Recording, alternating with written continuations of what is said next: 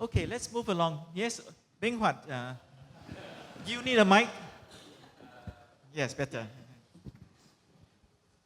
You know, some of the question asked is like, you're looking for the final solution. There is no final solution. There is no, how do we prevent the next myth from being built? You are building them, right? So, I mean, you shouldn't be asking questions for final solutions.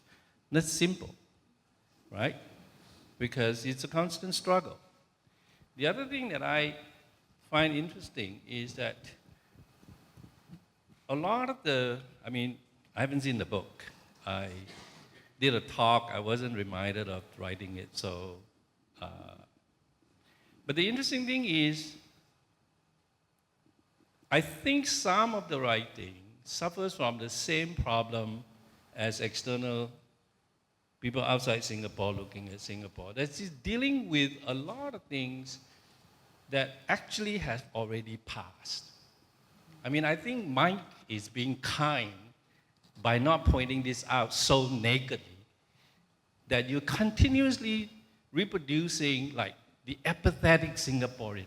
Please, how long are you going to repeat this?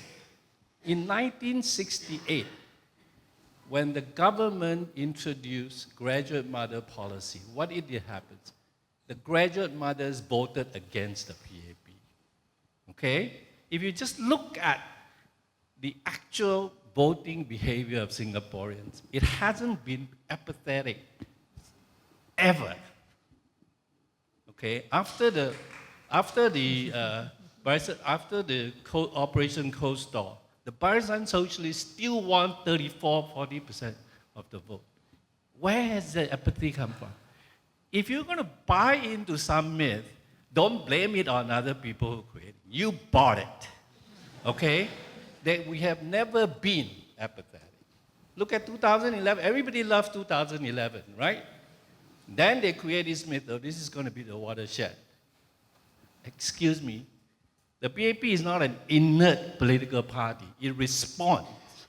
It responds seriously to shifts in the ground. In 2015, everybody goes back to the PAP, right? Where was the watershed? A single political election doesn't create a watershed. You have to wait for a trend to develop. And, really, the current condition that we're talking about is very different from 1959, 1965, even 1989. Okay, already in 1989, keep repeating Operation Spectrum. Operation Spectrum is an embarrassment to the government. It knows it. It doesn't want to repeat it. It never says another word about it. It even allows the unraveling of the conspiracy to be shown commercially. So where is this continuing? I think you really have to kind of bring yourself up to date if you're going to do social analysis, and not just keep being stuck in the hegemony of Lee Kuan Yew more than anything. Lee Hsien Loong is not Lee Kuan Yew. Goh Chok Tong has not ever been Lee Kuan Yew. So it's really difficult for me because I think that a lot of the writings are actually not moving with the time. A lot of writings are still stuck in the past. On race, in fact, Singaporeans do identify race. The Singaporean Chinese don't like mainland Chinese. The Singapore Indians don't like new migrant Indians. Okay? So what does that mean? There is ethnic affinity there, but they don't recognize the affinity. They recognize Singaporean first, then, but among ourselves, we are still Indian, Malays, and Chinese. Do we really don't recognize ourselves as Indian, Malays, and Chinese among ourselves? Of course we do. How is it managed? That's a different issue. To deny its existence is one thing. To ask the question of how are we being managed along racial line, that's a different issue altogether. But to say that, it's no longer relevant, just recently, right? The guy who is being asked to act more Indian is complaining, okay? So I think it's time to kind of move on, which is what actually the tail end of Michael's point is. Where is the political economy? All right, why Singapore? If you keep going on this line, you really have one basic question to answer. Why are the masses of Singaporeans continuously in support of the PAP government? That is the one question that you refuse to ask.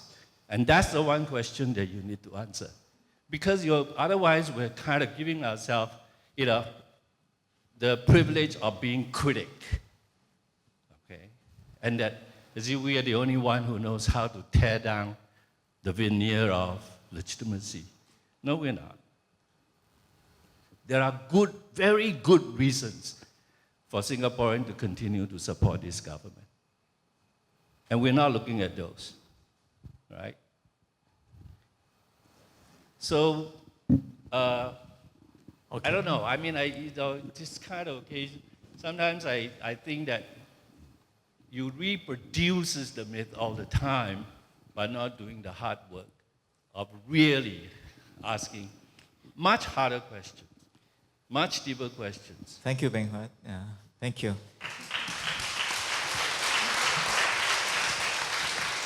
All right, so maybe that's a missing chapter in the book, yeah. Which might be the first chapter of the next book. Yeah. Okay, yes, we have a few more. So I'm trying to look at the time. Shall we just try to have a few more and then we'll let the speakers do some wrapping up? Sorry, I must respect this man because he's one of the editors. Can you keep it short? Yeah, I try. Yeah. Beng Huat. What can I say? I think first of all, read the book. Right? Read the book, and then you can speak about it. I think some of the things you say we actually do in the book. Number two, I did write to you to ask you to contribute to the book. I did. Okay. Wow, I have to remind you again. I'm sorry. Okay. And third, I would just say it's not Beng Huat's place to say let's move on. It's not your place to say it. Some of these things that happen in history, it's not for you to say. Okay.